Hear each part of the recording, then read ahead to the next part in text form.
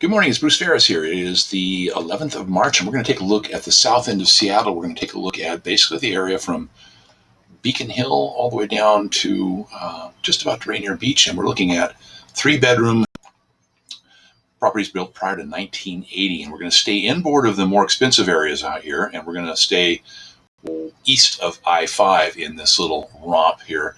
So let's go back to 2013 and take a look at the average price for that typical property, and the sales price on that was $320,000, and that was typically 102% sale price to list price ratio, meaning that it was selling just over list price at that time. 16 days on market was your average market time for the 34 properties we pick up at that point. Now we come to the current, and I think I've looked back 90 days in order to pick up 29 properties here. Our sale price average is $624,000. And we're currently at a 101.55. So not a tremendous amount of difference. We do have a few more properties that are on market a longer time, and that skews our average market time. I think if I drop these puppies out of here, we'd probably be a little bit more in the, let's just say 30-day probable market time. That would be my guess, 20 to 30 day. Let's take a look at InfoSparks. InfoSparks is kind of a cool thing that I've been able to get from Northwest Multiple Listing Service. I've got 4 different areas that I've selected here that we're going to look at through a few different prisms. The top green line, that is the Ballard to Ravenna section of Seattle. And yeah, that's not in the area we're looking at, but it gives us a sort of benchmark in a way. And the second one also does that as well, and that is the black line. And that is Seattle overall. I can't even say that. That's from 145th on the north end all the way down to South Othello, and that's water to water, east to west. And then the purple line is Seattle South End, and that's I-90 down to Othello. And then the orange line, that's a group that I did specifically for that map area that we just a few minutes ago. So we'll take a look at what's taken place. First of all, historically, the early part of 2017 saw our second to last large market correction moving upwards. That spurt was from 635 to 745 in the north end, from 540 to 600 in the south end. So it's a little more amplified in the north end than it is in the south end. A little bit of a relaxation there. And then the same thing happened in the first part of 2018. The north end saw 780 up to 850. The south end saw 630 to 700. So we got about 60,000 here and got a $70,000 jump there. And then the market did some correcting at that point. And the south end typically is the hardest hit, 700 down to 576. North end goes from 850 down to 757. Not a radically different set of numbers there. And then they've just been bouncing around ever since then, with a little bit of a downturn right here on the latter part. This is those last months. That's January, December, January, and I think we'll see a little bit better numbers coming up. Now, that's for 3-bedroom properties, and let me look at the Seattle overall. That puts us at $720,000. Now, let's go take a look at 2 bedrooms and see where that's ending up. That's ending up at 607. So, remarkable difference between 3-bedroom and 2-bedroom properties in terms of those numbers, but they had some similar jumping around, a little bit more skewing. Let's do the same thing looking at median price per square foot. South end ends up at, let's see here, 405, and Seattle overall at 445. That's for 3 bedrooms. Let's take a look at the 2 bedrooms. Seattle overall ends up at 522, and South end is at 479 again versus 405. Now that's typical because we're going to be seeing a smaller square footage of a home in a 2-bedroom home. So it just naturally pushes up the price per square foot on that.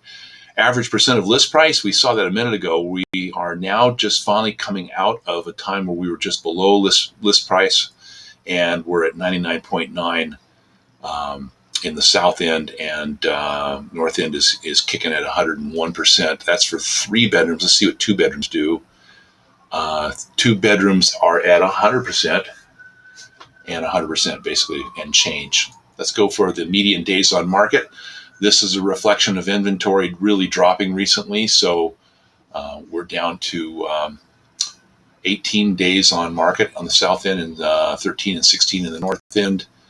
median days on market for 2 bedrooms, 10 days on market. And there's not really enough data for us to get too deep into that.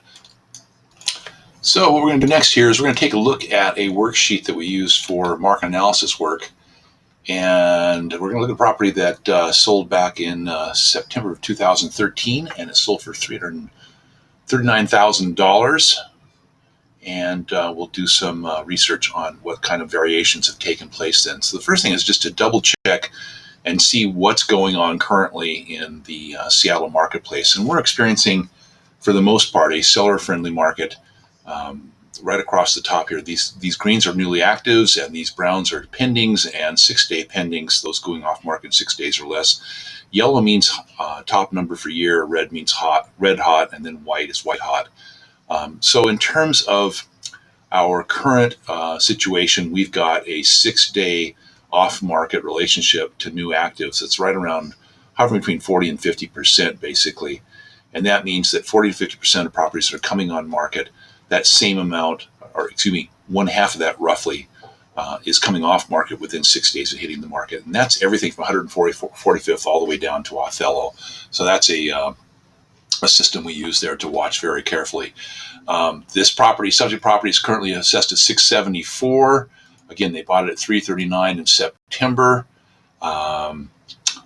The original sales price, again, at $340. This is actually inaccurate here. Now, if I go and look at that whole area that we were looking at a minute ago and look at 3-bedroom and 1.75 to 2-bath house, at that time of the purchase, average price was $320,000.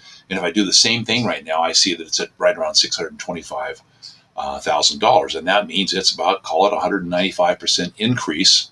And if I did that increase and applied it to the sales price back then, we get a 660. So you can see how the valuation tool already works here, 661 I'll call it. And that gives us a $414 per square foot.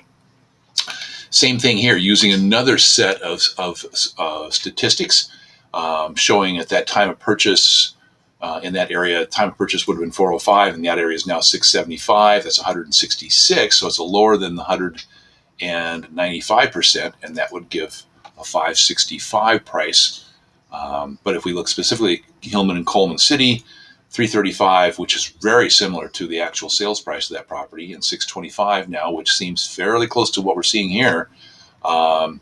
632,000, call it $630,000 to $635,000 would be the numbers that you would get coming up with that. Let's go over here. Case-Shiller and Windermere also have a couple of different valuation tools. Using the Case-Shiller for King County, it's showing it only at 535. The same thing, but based upon the Northwest multiple listing King County averages and medians, those numbers are a lot more conservative, and you can see the price, the increase there at 152%. But that's showing us basically the bottom end of the range of numbers. Zillow, we always double check them. I'm not so specifically interested about their specific price. Here they've got a $697 on that property. But what I am interested in is what they've got in terms of their statistics for the area. And at time of purchase, that property was pinged at 339, and so that area at time of purchase was 314,000 per their numbers, and then the area currently is at 615, and that's 195. So it's still supporting a higher set of numbers, putting us into a $407 per square foot number here. Well, let's go down here. CoreLogic does a similar thing. They're coming in at 658. Range bottom end is 620, top end is 7. We think that's high. 177 to 188%, 411 to 436. That starts looking a little high based upon some of the numbers we did here. ePraisal does a similar thing, 772. I think that's way out of there. That'll be the highest number we see completely. Realtor.com, 655. Chase, I think, actually uses Realtor.com, so that's what that's all about. And Redfin's tagging it at 652, 186%. So if I do some hypotheticals here, these, by the way, these stats over here, these are the very graphs that we went through a few minutes ago. Using those, median sales price for 2 bedrooms is at 5,035, 480 per square foot on those, 21 days on market average, 99.75 sale price list price ratio. median price per square footage times the MLS square footage on this puts it at 916, which seems pretty far out of there, and times the King County Association assessors records puts it at 725, which still seems quite high for this property. Median sales price using 3-bedroom stats, because that was 2 bedrooms. Remember, 2 bedrooms are going to be higher sets of numbers per square footage. Median sales price at 504 puts it 743 down to 587. So there's the range using that set of numbers. Well, let's go all the way down to the bottom and come up with some hypotheticals for fun. On the low end of this, using those numbers up above, 630,000, that's a 417 bucks per square foot. Mid at 650 puts it at 430. High at 675 puts it at 447. And if we were to reverse that and try some different sets of price per square footages, we see 530, I'm going to round these numbers, 570, 600, 640, 650, and then 680. And I think that starts getting up a little bit. Here's 189% to 200%. So looking at a little bit more conservative numbers, that's probably our range right there. And so that's how we're seeing the South End right now. You can always take a look at these different charts. This daily market watch that we have is available. Let's see if I can get that to come up here. We go at tinyurl.com/Seattle Real Estate Daily Stats. That's available every day. We put those in there. And then we put out a blog every week. You're welcome to check back in, or if you want to subscribe to it, we'll send you this once a week, where we basically take a look at all the numbers and give a 4 or 5 minute overview on what's taking place in the marketplace throughout the week. Okay, that's it. Bruce Ferris here, and look forward to talking to you soon. Take care. Bye-bye.